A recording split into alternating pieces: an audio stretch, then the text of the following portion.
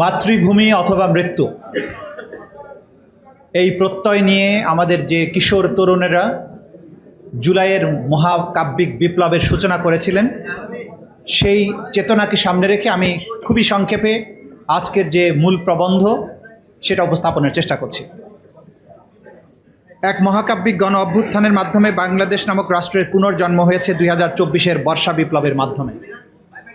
বাংলাদেশের তরুণ প্রজন্ম, যাদেরকে জেনারেশন জি নামে ডাকা হয়, তারা 2024-এর জুলাই আগস্টে বাংলাদেশের 56,000 বর্গমাইল জুড়ে আবাবিল পাখির মতো মুক্তির দূত হয়ে নেমে এসেছিল।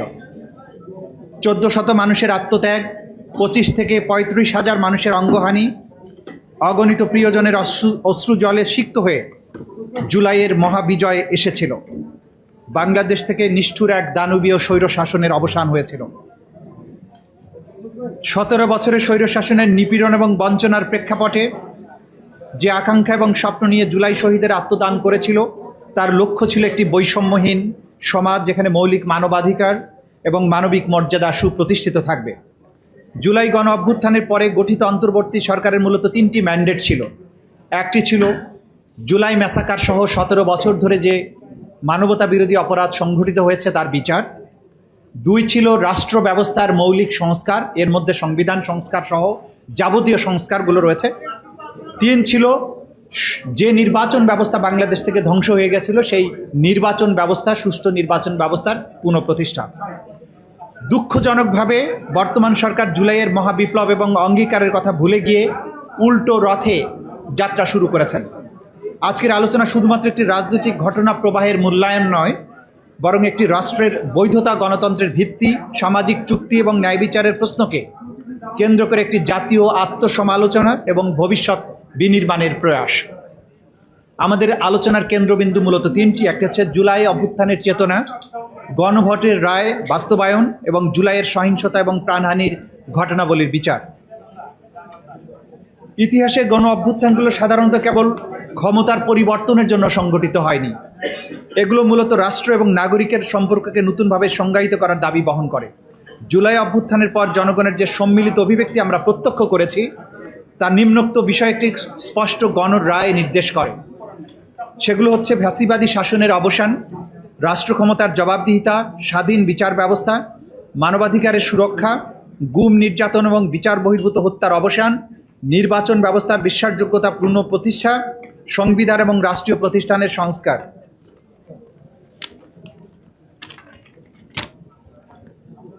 কোনো আন্দোলনের প্রকৃত সাফল্য তার তাৎক্ষণিক রাজনৈতিক ফলাফলে নয়, বরং তার মূল্যবোধগুলো কতটা প্রাতিষ্ঠানিক রূপ লাভ করলো তার উপরে নির্ভর করে। সেই অর্থে জুলাই গণ অভ্যুত্থানের চেতনা বাস্তবে রূপ দিতে হলে নিম্নবর্ণিত পদক্ষেপগুলো নিতে হবে।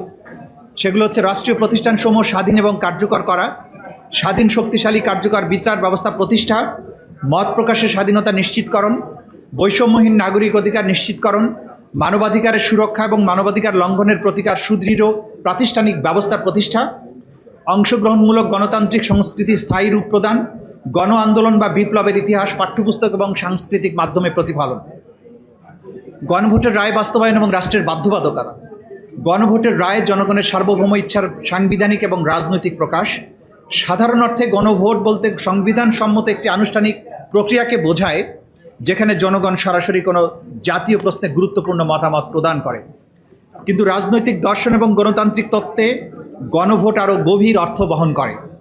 যখন কোনো জাতি স্বতঃস্ফূর্তভাবে রাস্তায় নেমে একটি রাজনৈতিক ব্যবস্থা প্রত্যাখ্যান করে এবং নতুন রাষ্ট্র ব্যবস্থার দাবি তোলে, তখন সেই ঐক্যবদ্ধ জনমত কার্যত একটি রাজনৈতিক গণরায়ে রূপ নেয়। গণতন্ত্রের মূল শক্তি সংখ্যাগরিষ্ঠতা নয়, বরং এর মূল শক্তি জনগণের সম্মতি। গণভোট সেই সম্মতির সবচেয়ে প্রত্যক্ষ এবং সুস্পষ্ট বহিঃপ্রকাশ। গণভোটের রায় বাস্তবায়নের প্রশ্ন মূলত 3টি মৌলিক নীতির সাথে সম্পৃক্ত। প্রথমত, গণতান্ত্রিক বৈধতা। রাষ্ট্রের নৈতিক বৈধতা জনগণের ইচ্ছা এবং অংশগ্রহণের উপর নির্ভরশীল। দ্বিতীয়ত, সামাজিক আস্থা। যখন মানুষ বিশ্বাস করে যে তাদের মতামত বাস্তবে প্রতিফলিত হয়, তখন গণতান্ত্রিক প্রতিষ্ঠানগুলো প্রতি আস্থা বৃদ্ধি পায়। তৃতীয়ত, রাজনৈতিক স্থিতিশীলতা। জনগণের অংশগ্রহণ ও সিদ্ধান্তকে সম্মান করা দীর্ঘমেয়াদে রাজনৈতিক স্থিতিশীলতা এবং রাজনৈতিক সহনশীলতা তৈরি করে। গণতন্ত্রের প্রকৃত শক্তি নির্বাচন আয়োজনের মধ্যে নয়, বরং জনগণের সিদ্ধান্তকে সম্মান করার রাজনৈতিক সংস্কৃতির মধ্যে নিহিত।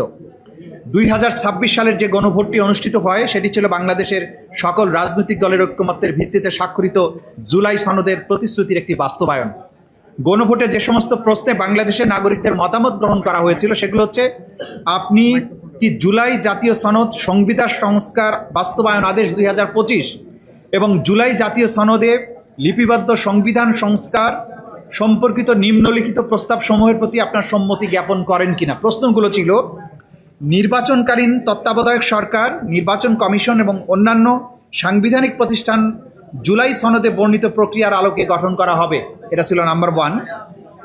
নাম্বার 2 ছিল, আগামী জাতীয় সংসদ হবে 2 কক্ষ বিশিষ্ট। বাত ব্যথা, প্যারালাইসিস কিংবা আর্থ্রাইটিস, আধুনিক ফিজিওথেরাপি ও পুনর্বাসন চিকিৎসায় নির্ভরযোগ্য নাম ডিপিআরসি। জাতীয় সংসদ নির্বাচনের দলগুলোর প্রাপ্ত ভোটের অনুপাতে 100 সদস্য বিশিষ্ট একটি উচ্চ কক্ষ গঠিত হবে এবং সংবিধান সংশোধন করিতে হইলে উচ্চ কক্ষের সংখ্যাগরিষ্ঠ সদস্যের অনুমোদনের দরকার হইবে। 3 নম্বর ছিল, সংসদের নারী প্রতিনিধি বৃদ্ধি, বিরোধী দল হইতে ডেপুটি স্পিকার, সংসদীয় কমিটির সভাপতি নির্বাচন, মৌলিক অধিকার, বিচার বিভাগের স্বাধীনতা, স্থানীয় সরকার, প্রধানমন্ত্রীর মেয়াদ, রাষ্ট্রপতির ক্ষমতা সহ তফসিলে বর্ণিত যে 30টি বিষয়ে জুলাই জাতীয় সনদে ঐক্যমত্য হয়েছে সেগুলো বাস্তবায়নে আগামী সংসদ নির্বাচনে বিজয়ী রাজনৈতিক দলগুলো বাধ্য থাকবে।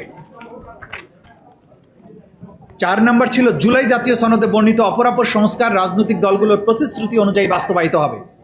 দেশের 68.59 অর্থাৎ 68.59% মানুষ এই হায়া ভোটে ভোট দিয়েছিল। দেশের সংখ্যাগরিষ্ঠ মানুষের অভিপ্রায়ের পরম অভিব্যক্তি রূপে এই গণভোটের রায় বাংলাদেশের সরকার এবং সকল নাগরিকের জন্য অবশ্য পালনীয়। ক্ষমতার উৎস যে জনগণ, সেই জনগণের রায় এবং ম্যান্ডেট উপেক্ষা করা রাষ্ট্রদ্রোহিতা এবং জাতির সাথে বিশ্বাসঘাতকতার শামিল। জুলাই গণহত্যার বিচার। সভ্য রাষ্ট্রের অন্যতম বৈশিষ্ট্য হলো রাষ্ট্র তার নাগরিকের জীবনের নিরাপত্তা নিশ্চিত করবে এবং গুরুতর মানবাধিকার লঙ্ঘনের অভিযোগের ক্ষেত্রে নিরপেক্ষ এবং কার্যকর তদন্ত নিশ্চিত করবে। আন্তর্জাতিক আইনের একটি মৌলিক শিক্ষা হচ্ছে, there can be no lasting peace without justice. ন্যায় বিচার ছাড়া কখনো শান্তি প্রতিষ্ঠিত হবে না। এখানে আমি আইনগত অনেকগুলো বিষয় আলোচনা করেছি যেগুলো আমি স্কিপ করে যাচ্ছি সময়ের প্রয়োজনে, এগুলো একাডেমিক অনেকটা, সে কারণে আমি স্কিপ করে যাচ্ছি। আমি যেখান থেকে আবার পড়ছি সেটা হচ্ছে United Nations updated principal for combating impunity. এইখানে কিছু কথা বলেছে যেগুলো ট্রানজিশনাল জাস্টিসের শর্ত হিসাবে ব্যবহৃত হয়। ট্রানজিশনাল জাস্টিসের শর্তগুলো হচ্ছে যে সত্য জানার অধিকার, 2 হচ্ছে বিচার পাওয়ার অধিকার, 3 হচ্ছে ক্ষতিপূরণ পাওয়ার অধিকার, 4 হচ্ছে পুনরাবৃত্তি অপরাধের রিকারেন্স প্রতিরোধের অধিকার। এগুলো ট্রানজিশনাল জাস্টিসের 4টি মৌলিক স্তম্ভ হিসাবে বিবেচিত। বাংলাদেশে আমরা ট্রানজিশন পিরিয়ডে আছি, যদি ট্রানজিশনাল জাস্টিস এনশিওর করতে হয় এই কাজগুলো আমাদেরকে করতে হবে। এরপরে আরও কিছু লিগ্যাল আসপেক্ট আমি স্কিপ করে যাচ্ছি। এরপরে আমি যেটা বলছি যে বাংলাদেশে 2024 সালের বিপ্লব চলাকালে 1400 মানুষকে হত্যা, 25 থেকে 35,000 মানুষকে আহত করার মাধ্যমে দেশব্যাপী যে ভয়াবহ অপরাধ সংঘটিত হয়েছিল, জাতিসংঘের ফ্যাক্ট ফাইন্ডিং কমিটি সেটিকে ওয়াইড স্প্রেড এবং systematic attack on civilian population বলে চিহ্নিত করে এটাকে ক্রাইমস অ্যাগেনস্ট হিউম্যানিটি বা মানবতা বিরোধী অপরাধ হিসাবে চিহ্নিত করেছিল এবং তারা সুপারিশ করেছিল এটা উপযুক্ত আদালতে এই ক্রাইমস অ্যাগেনস্ট হিউম্যানিটির বিচার করতে হবে।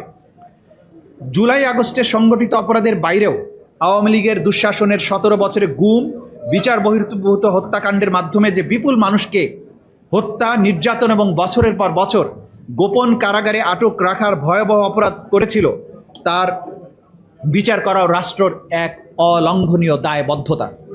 সুতরাং জুলাইয়ের গুরুতর মানবাধিকার লঙ্ঘন ও বেআইনি হত্যাকাণ্ড, গুম, বিচার বহির্ভূত হত্যাকাণ্ড, ক্রসফায়ার সহ আন্তর্জাতিক আইনের অধীনে সংগঠিত অপরাধের যে বিস্তর অভিযোগ ও প্রমাণ রয়েছে তার তদন্ত এবং বিচার দ্রুততম সময়ের মধ্যে সম্পন্ন করতে হবে।